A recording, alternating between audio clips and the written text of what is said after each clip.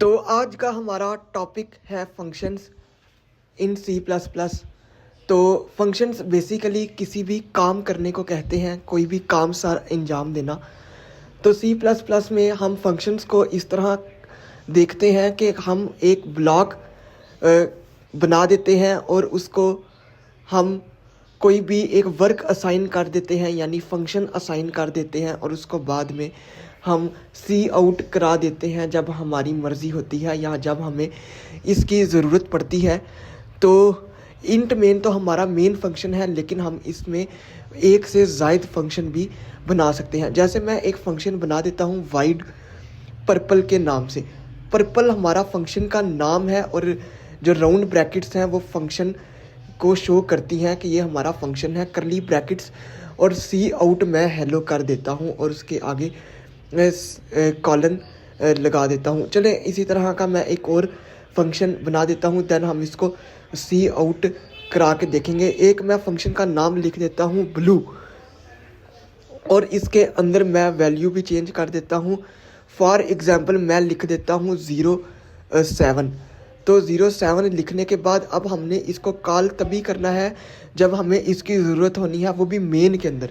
ठीक है, सारा फंक्शन हम मेन के अंदर जो है कॉल कर लेंगे, वो भी सिर्फ 2 वर्ड्स के साथ सिंपली फंक्शन का नाम लिखकर, और ब्लॉक करली ब्रैकेट्स लिख देंगे, पर्पल और ब्रैकेट्स। चले अब हम इसको सी आउट करा कर देखते हैं। तो उसने हमें जो है पर्पल जब फंक्शन कॉल किया तो हेलो शो करा दिया। तो अगर हम इसको दूसरा हम अपना फंक्शन कॉल करके देखते हैं कि वो हमें क्या शो कराता है, ब्लू लिखकर और उसके आगे राउंड ब्रैकेट्स कॉलन हम डाल देंगे। ये सिंटैक्स की मिस्टेक आपने नहीं करनी। बी कैपिटल है, जो ऊपर नाम है वो एज इट इज़ आपने लिख देना है, और हम इसको जब रन करेंगे तो ये हमें 07 शो करा देगा। आप देख सकते हैं जब मैं उसको कॉल कर रहा हूँ तो वो शो हो रहा है, कॉल नहीं करूँगा तो वो नहीं होगा। ठीक है, तो इसका एक मेन यूज़ है रीयूजेबिलिटी, कि हम इसको कभी भी कॉल कर सकते हैं। अगर हमें एडिशन करानी हो कहीं स्पेसिफिक कोड में, तो हम इसको दोबारा तो नहीं लिखेंगे ना बार बार एडिशन के लिए, तो हम अपना एक फंक्शन बना लेंगे जिसको हम दोबारा वैल्यूज़ चेंज करके शो कर सकते हैं। जिस तरह एक इसकी टाइप है पास बाय वैल्यू। तो हमने एक